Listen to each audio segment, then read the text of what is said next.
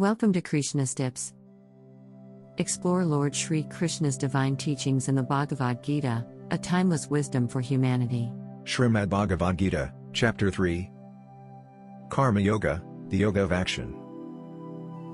Arjuna said, O Krishna, if you consider knowledge as superior to action, why then do you urge me to this dreadful action, O Keshava, O Lord Shri Krishna, the killer of the demon named Keshi?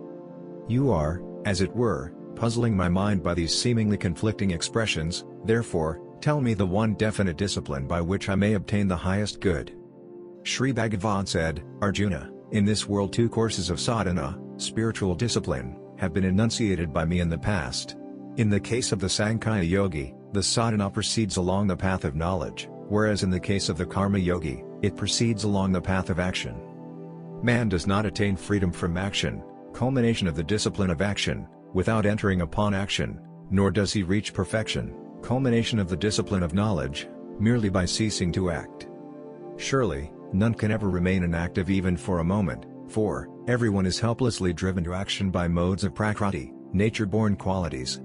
He who outwardly restraining the organs of sense and action, sits mentally dwelling on the objects of senses, that man of deluded intellect is called a hypocrite. On the other hand, he who controlling the organs of sense and action by the power of his will, and remaining unattached, undertakes the yoga of selfless action through those organs, Arjuna, he excels. Therefore, you perform your allotted duty, for action is superior to inaction. Desisting from action, you cannot even maintain your body.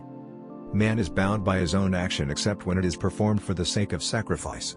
Therefore, Arjuna, you efficiently perform your duty, free from attachment, for the sake of sacrifice alone. Having created mankind along with Yajna, at the beginning of creation, the Creator, Brahma, said to them, You shall prosper by this, may this yield the enjoyments you seek.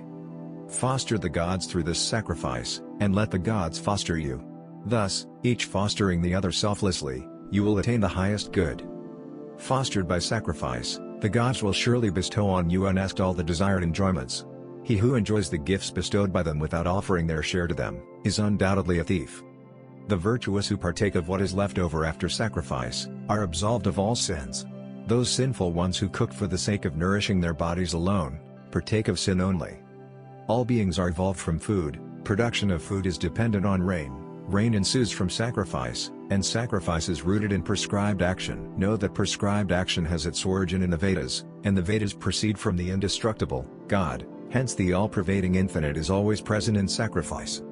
Arjuna, he who does not follow the wheel of creation thus set going in this world i.e., does not perform his duties, leads a sinful and sensual life, he lives in vain. He, however, who takes delight in the self alone and is gratified with the self, and is contented in the self, has no duty. In this world that great soul has nothing to gain by action nor by abstaining from action, nor has he selfish dependence of any kind on any creature. Therefore, go on efficiently doing your duty at all times without attachment. Doing work without attachment man attains the supreme. It is through action without attachment alone that Janaka and other wise men reached perfection.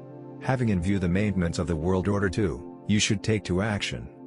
For, whatever a great man does, that very thing other men also do, whatever standard he sets up, the generality of men follow the same.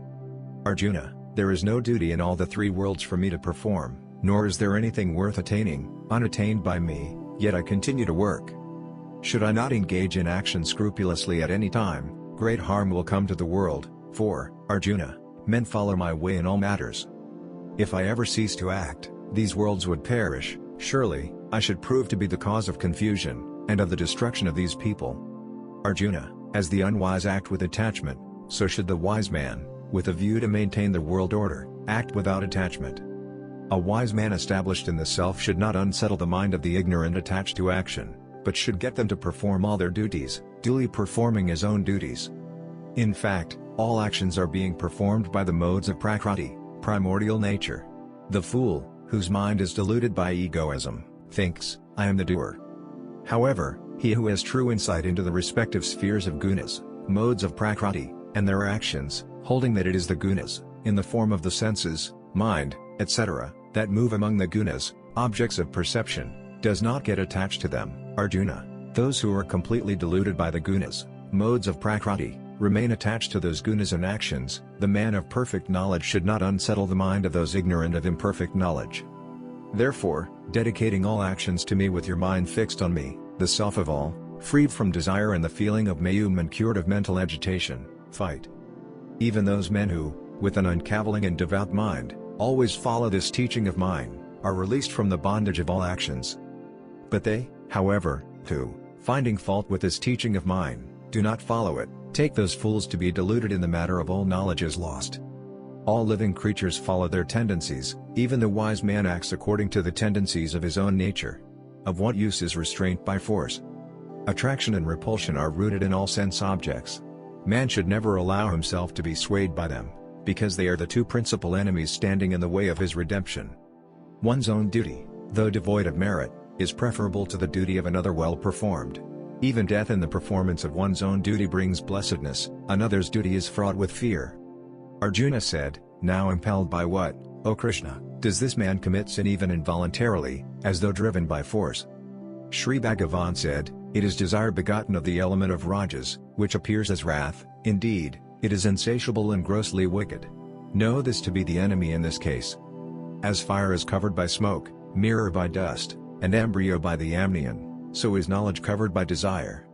And, Arjuna, knowledge stands covered by this eternal enemy of the wise, known as desire, which is insatiable like fire. The senses, the mind and the intellect are declared to be its seat, covering the knowledge through these, desire, dilutes the embodied soul. Therefore, Arjuna, you must first control your senses, and then kill this evil thing which obstructs jnana, knowledge of the absolute or nirguna Brahma, and vijnana, knowledge of Sakara Brahma or manifest divinity. The senses are said to be greater than the body, but greater than the senses is the mind. Greater than the mind is the intellect, and what is greater than the intellect is he, the self. Thus, Arjuna, knowing the self which is higher than the intellect and subduing the mind by reason, kill this enemy in the form of desire that is hard to overcome." Hari Om Tat Sat. Hence completes the chapter 3, Karma Yoga, the Yoga of Action. In Shrimad Bhagavad Gita,